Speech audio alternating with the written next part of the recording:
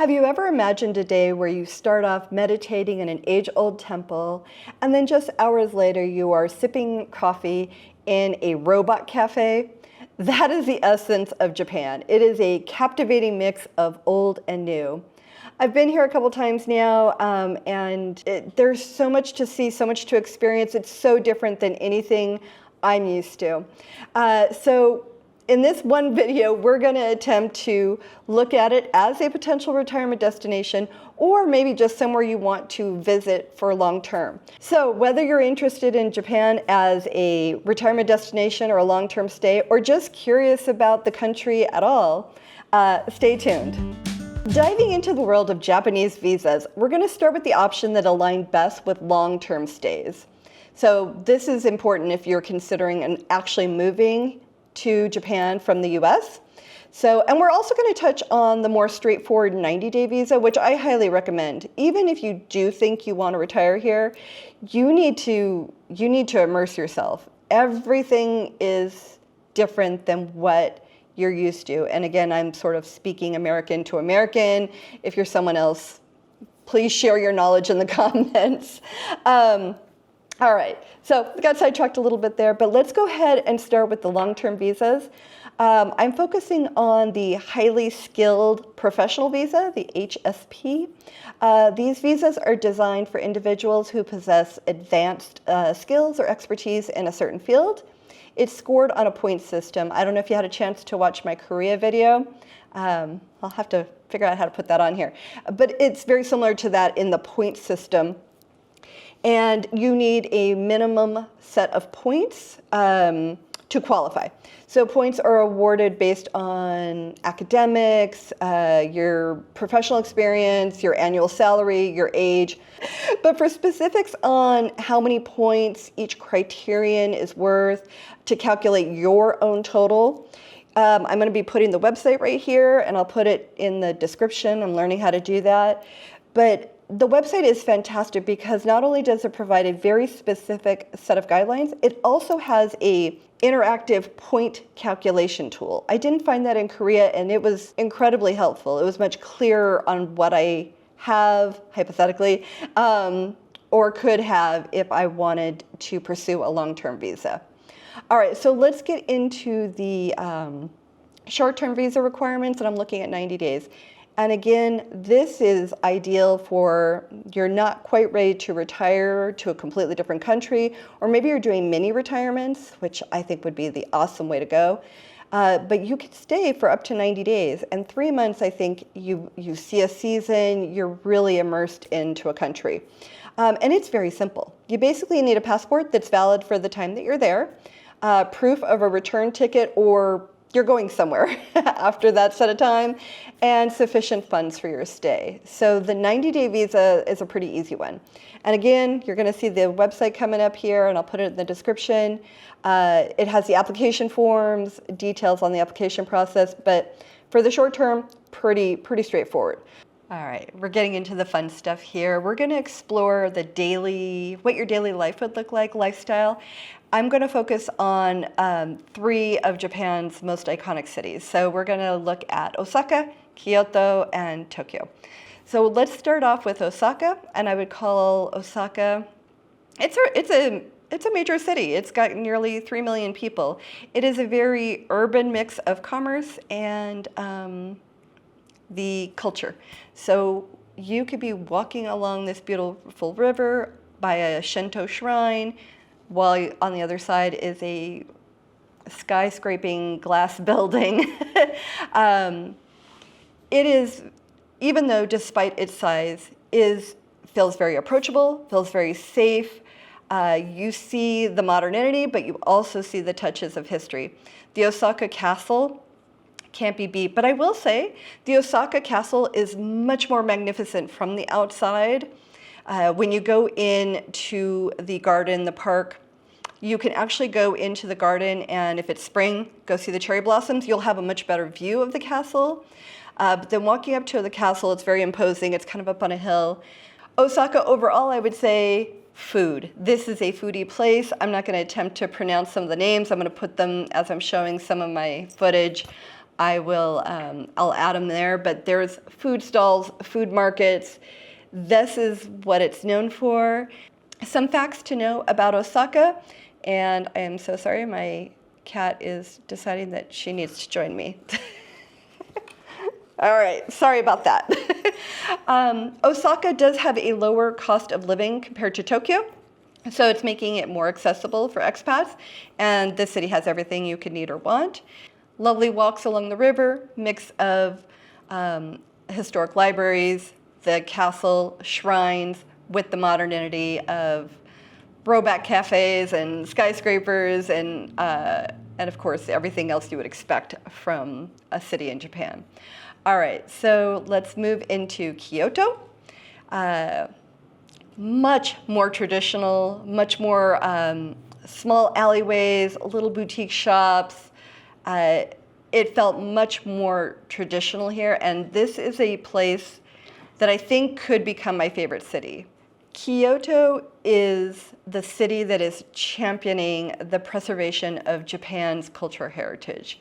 It is less about the hustle and bustle, more about a slower pace. You can spend your retirement visiting over 2,000 temples and shrines. There are still geishas walking around. I think they are starting to close parts of the areas in Kyoto off from tourists to protect that heritage. It is gorgeous. You truly feel like you're in Japan.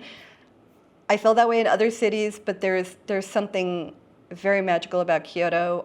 I loved my time here, and it's a great area if you are looking for a slower, more culturally inclined place to retire, or even if you're looking for a long-term visit, or if you didn't know, Kyoto should be on my bucket list of places to travel to. And it does have a lot of tourists, especially during the cherry blossom season, which is when we were there. All right, Tokyo. I don't even know how to sum this place up. It was almost like sensory overload. It is a huge, huge city. No comparison. I think it's something 14 million people. I don't know. Amazingly huge, fast-paced. There are ancient temples nestled right along with the skyscrapers. There are quiet gardens right away from high-end shopping. It is very much a marriage of technology and tradition. You could start your day at a shrine, and then you could be in Akihabara, I know I'm not pronouncing that correctly, shopping for the latest electronics. It is so many little, I don't know if it's prefects, whether it is high-end sushi bars, quirky cafes in Harajuku. There is so many cultural experiences. Tokyo has it all. Let's navigate through the world of transportation. Japan is renowned for its incredibly efficient, clean, safe transportation systems, and experiencing this firsthand is nothing short of amazing. So like I said, I have traveled between cities. I've traveled in and out of Japan, so I've gotten to experience their airports, bullet trains, subway system, buses, you name it. And I don't know that any video can do it justice. It's something you need to go experience. And it makes the ability to see this entire great country an ease. So the first thing I'm going to talk about is the Shinkansen, or their rail network. And the Shinkansen is the bullet train. I think they have a couple of them. But it is amazing. The amount of time it cuts down. You can go between major cities in like just a couple hours, and it doesn't feel any different. I thought I was going to feel weird sitting in them, and it doesn't feel that way. I guess it's kind of like flying. You don't really feel how fast you're going, and I'm sure somebody's going to explain how dumb I sound right now, because clearly I have no understanding of physics or anything, but when you see it from the outside, I just think it's going to feel different to sit in it. And anyways, all right, that's an embarrassing admission, but there you go. But basically, you can go between Tokyo and Osaka. I think it's like over 500 kilometers or something, and it's like 2.5 hours. It was amazing. You could actually fly between the two, which was we were supposed to do, but I didn't realize that Osaka had 2 airports, and I went to the wrong one. never mind. Again, I'm just telling embarrassing stories now. Uh, Dumb American woman. Anyways, so besides the Shinkansen, there is an extensive network of trains. And basically, you can go anywhere. You want to go out to the countryside, there's still going to be a train stop that you can go to. The efficiency is mind-boggling. Okay, so let's get into the subways, which I love because that means that I can walk pretty much anywhere, and then I can jump on, and then jump off, and do more walk. So, love it. So places like Osaka, Kyoto, and Tokyo all have a subway line, and I'm sure I'm going to be showing footage. It is really easy to not speak any Japanese, and it's very straightforward. If you're at stop 21 and you want to go to stop 23 or vice versa, it's all numbered. They do have English and Japanese. The maps are very comprehensive. It does take a little bit of getting used to when you're making transfers, but it is very meticulous, very well organized, and like I said, on time, so you can plan your transfers. Yeah, it makes it a breeze. So if you're coming into it as a tourist, which both my trips, that's what I am, you can learn quickly, and then it gives you the freedom to go anywhere you want, walk for a little bit when you're tired, jump on a subway, there's always a stop. And I haven't talked too much about their airports, but I'm gonna get into it. I have been in and out of Haneda and Narita and Kansai, that's the airport in Osaka. They all can get you anywhere in the world. They're all beautiful, they're all efficient, they're all very clean, they're very much Japanese airports. I don't think there's anything else I can say. You can take the subway there, a train there. So getting around in Japan showcases the pinnacle of transportation technology and management. Whether by land or by air, the experiences have all been seamless, making living or exploring incredibly convenient. And they have a commitment to quality, safety, cleanliness, punctuality, and it reflects on that broader Japanese culture. It's just a care and attention to detail that I have not experienced anywhere else in the world. Moving from the impeccable timing of trains and the seamless flights in and out of the country, getting around Japan is a breeze. So now we need to figure out what kind of weather can I expect when I step off the plane or the train? I'm going to start with spring. My last visit was in the spring. The first time I was there in the summer. Spring in Japan it's gorgeous. It's mild, it's pleasant. The average temperatures are about 50 to 68 degrees. I should be going in Celsius. I really need to learn that. However, it can get quite rainy. We've had some days where I was in short sleeves. I'm at an age where I'm warm all the time. But we had other days where that rain and that kind of cold breeze did come in. But for the most part, you can go enjoy cherry blossom season. Just bring an umbrella with you. I will say Osaka, Kyoto, and Tokyo are very similar. If you get into other places, maybe more in the north, you might find some other weather. But we're focusing on these three cities. I'm going to compare spring to like spring in DC, which actually has their cherry blossoms. I heard they took them out and they were replacing them. I don't know. Anyways, I'm getting off track. But if you know the weather of DC in the spring, I would say that Osaka, Kyoto, and Tokyo are very much like that. Okay, let's get into the summer. So my first trip here was during the summer. Warm to hot. It was the humidity that's hard for me. I'm used to a drier heat. Temperatures will be about 75 to 85, but when you add the humidity, you know what that feels like. I'm going to compare it to New York City. This is a city that I've spent a lot of time in, and I think that humidity matches up with that. So if you know what it's like to be like in a big city with a lot of people and that humidity coming in, it's got some days where it's great. The mornings are awesome, but as it gets later in the day, and I might be able to pop some pictures of me here in the summer. I wasn't filming so much, but it's like I'm carrying my umbrella to keep the sun off me. I'm carrying my fan with me. But the city's coming alive. They have fireworks shows and festivals, and it is great weather. Just kind of know the humidity. Think New York City. All right, so the fall is becoming gorgeous again.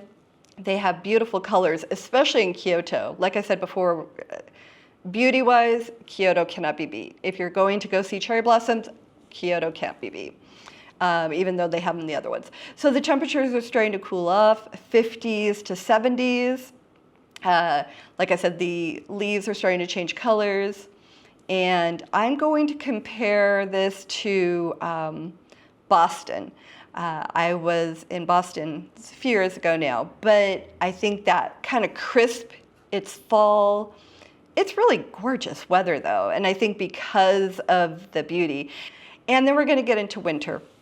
So Tokyo and Osaka are quite mild in terms of winter. It's going to be about 35, never quite freezing, maybe a day here or there, up into the 50s.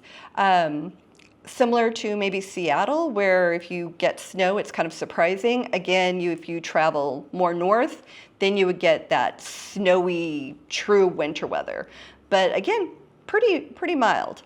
So overall, the weather is very manageable. I think there might be a couple of weeks in the summer I might want to go visit somewhere else if I was here for the long term, get away from the humidity a little bit. But overall, it's got some very nice weather. All right, I think I have rambled on all of this, but let's get into what I'm going to call my pros and cons. And again, what works for me may not work for you. Let's get into it. All right, so with any place, whether it is somewhere you're going to retire to, take a mini retirement, long-term stay, you kind of want to know, what do other people think? What are the good parts? But also, what were the bad parts? No place is perfect. So let's get into it. First, at the top of my list is the safety and security. This is unbeatable, unparalleled, like nowhere else I've been. And there's a reason why they say Japan is one of the safest countries in the world. So that's definitely on the pro list. I haven't really gone into the healthcare system too much because I didn't have a need for it this time. But through the research and what I've seen, they look like everything else. Very clean, very modern, excellent facilities. So it is very accessible. And this is going to be more if you are on the long-term visa or if you're using like international because you're doing some mini retirements, slow travel. But it's very comprehensive, everything you can need. Like I said, this is a major city, Tokyo especially, but Osaka as well. Public transportation. This, of course, I don't know how this didn't become number one. I should have moved this one up. But it's got everything you need. It's the most efficient, clean, modern, punctual. This is pro. Because it would allow me to live the way I want to live, which is without a car, getting everywhere I want to go, always being on the go, and being able to walk a lot. So. And then my last one, I could list a lot more. I didn't talk enough, I don't think, about the food. Can I just put pro list, Lawson's, and 7-Eleven? But anyways, the cultural experiences. This is very different than what I'm used to, and I think that's what we're looking for, right? We're looking for new experiences. And so there is a lot of cultural experiences to be had here. And I don't think it's too far of a stretch to say getting an excellent meal out of a 7-Eleven or a Lawson's is a cultural experience in itself. Okay, that might be a little bit of a stretch, but I had to share. All right, what are some potential cons or drawbacks? My list is not going to be like anybody else's, but this is just something a starting point for you. The top of my list is the language barrier. I didn't have an issue so much as a tourist between Google Translate and how much English was available. Like I said, I wasn't in the countryside. I was in Kyoto, Osaka, and Tokyo. It wasn't an issue. If you're going to live here for any length of time or travel to the countryside, other places, I think the language is going to be an issue. And I tried. I don't know if I used Babbel and I used Duolingo. I could not get it. Now my son, much younger than me, he's picking up a lot on the Japanese, but there's like even two, and I'm not even going to try to say the two names of it. But anyways, this is something where if you're having a lot of daily interactions, this is going to be an issue. I don't necessarily think it's a con as much as a challenge and something to be aware of. The visa requirements.